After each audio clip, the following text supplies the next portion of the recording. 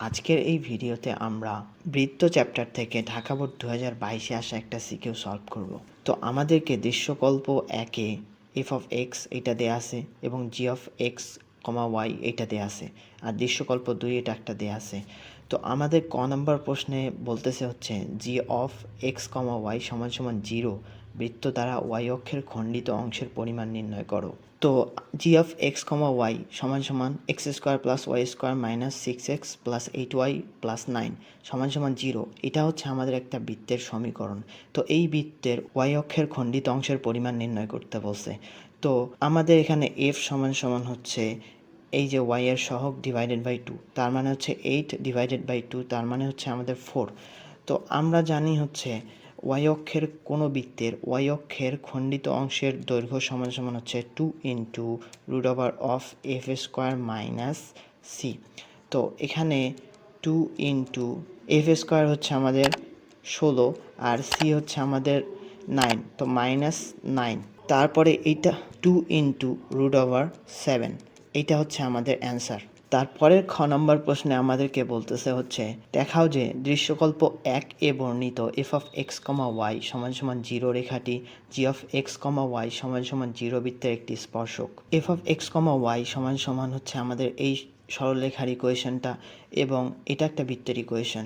তো আমাদেরকে দেখাইতে হবে এই যে সরলরেখাটা এই বৃত্তটার একটা স্পর্শক। তো এটা হচ্ছে আমাদের বৃত্তটার কেন্দ্র আমরা জানি হচ্ছে মাইনাস এই যে এক্স এর সহগ ডিভাইডেড বাই 2, তারপরে হচ্ছে আমাদের মাইনাস হচ্ছে এই ওয়াই এর সহগ ডিভাইডেড বাই 2।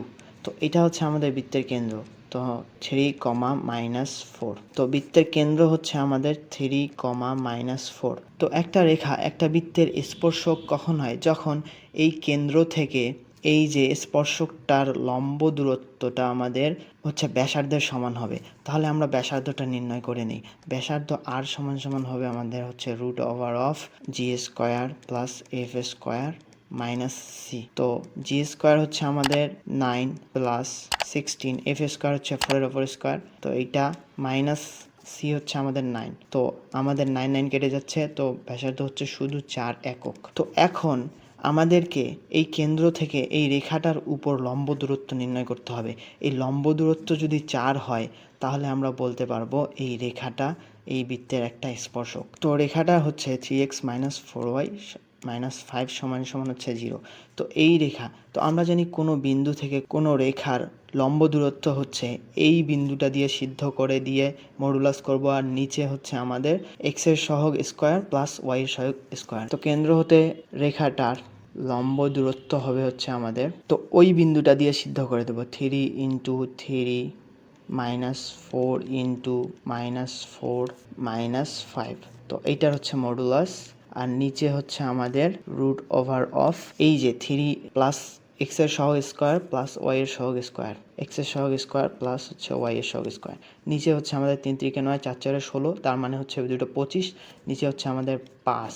তো উপরে হচ্ছে আমাদের 9, তারপরে হচ্ছে প্লাস 16 মাইনাস মাইনাস প্লাস, তারপরে হচ্ছে মাইনাস 5, তো আমাদের হচ্ছে 20। তো আমাদের হচ্ছে 4 একক। তো দেখা যাচ্ছে আমাদের কেন্দ্র থেকে এই রেখাটার লম্ব দূরত্ব আর ব্যাসার্ধ সমান। তাহলে আমরা বলবো যে এই যে F of x comma Y যে এই রেখাটা এই বৃত্তটার একটা স্পর্শক, এটাই আমাদেরকে দেখাতে বলছে। তো দেখানো হলো। তারপরে গ নম্বর প্রশ্নে আমাদেরকে বলতেছে হচ্ছে দৃশ্যকল্প 2 অনুযায়ী বৃত্তের সমীকরণ নির্ণয় করো এবং নির্ণেয় বৃত্ত ও f of x comma Y সমান সমান 0 রেখার ছেদবিন্দু ও মূলবিন্দুগামী বৃত্তের সমীকরণ নির্ণয় করো। তার মানে হচ্ছে দৃশ্যকল্প 2-এ আমাদেরকে ব্যাসের প্রান্তবিন্দু দেয়া আছে, আর এইটার সমীকরণ আমাদেরকে নির্ণয় করতে হবে। এবং যে সমীকরণটা পাইলাম সেইটা এবং এইটার F of x comma Y এইটা সমান সমান 0 রেখার ছেদবিন্দু এবং মূলবিন্দুগামী বৃত্তের সমীকরণ নির্ণয় করতে হবে। তো তাহলে হচ্ছে আমাদের ব্যাসের দুইটা প্রান্তবিন্দু দেয়া আছে 5,3 এবং -5,7। তো আমরা জানি ব্যাসের যদি প্রান্তবিন্দু দেওয়া থাকে তাহলে আমরা এয়ার খলিফার নিয়ম অনুযায়ী জানি হচ্ছে x minus x1 into x minus x2 plus y minus y1 into y minus y2 সমান সমান 0। এইটা আমাদের হচ্ছে বৃত্তের ইকুয়েশন। x1 হচ্ছে এই 5 আর x2 হচ্ছে -5, তো y1 হচ্ছে 3 আর y2 হচ্ছে আমাদের 7। তো আমরা এগুলা বসাই দিব। তো এখন হচ্ছে এক্স মাইনাস মাইনাস মাইনাসে plus, Y minus Y one হচ্ছে 3, ওয়াই মাইনাস ওয়াই টুটা হচ্ছে আমাদের 7। তো এইটা হচ্ছে আমাদের X square plus Y square minus 10y minus 4 সমান সমান হচ্ছে আমাদের 0। তো এইটা হচ্ছে আমাদের বৃত্তের ইকুয়েশন। এখন আমাদেরকে বলতেছে হচ্ছে এই যে বৃত্তের ইকুয়েশনটা পাইলাম এবং এই যে এই রেখার ইকুয়েশনটা আমাদেরকে বলতেছে এই বৃত্ত এবং এই রেখার ছেদবিন্দুগামী এবং মূল বিন্দুগামী বৃত্তের সমীকরণ আমাদেরকে নির্ণয় করতে হবে। তো আমরা জানি কোনো একটা বৃত্ত এবং কোনো একটা রেখার ছেদবিন্দুগামী বৃত্তের সমীকরণটা সমান সমান হবে হচ্ছে এক্স স্কোয়ার। তো এই যে এই বৃত্তের সমীকরণ প্লাস প্লাস কে ইন্টু এই রেখার সমীকরণটা 3x মাইনাস 4y মাইনাস 5 সমান সমান আমাদের 0 হবে। তো এটা আমরা জানি। তো এখন আমাদেরকে বলতেছে এই বৃত্তটা মূল বিন্দুগামী। তো মূল বিন্দুগামী হলে 0,0 বিন্দু দিয়ে সিদ্ধ হবে। তো 0,0 বিন্দু বসায় দিলে আমরা কে এর মানটা পেয়ে যাব।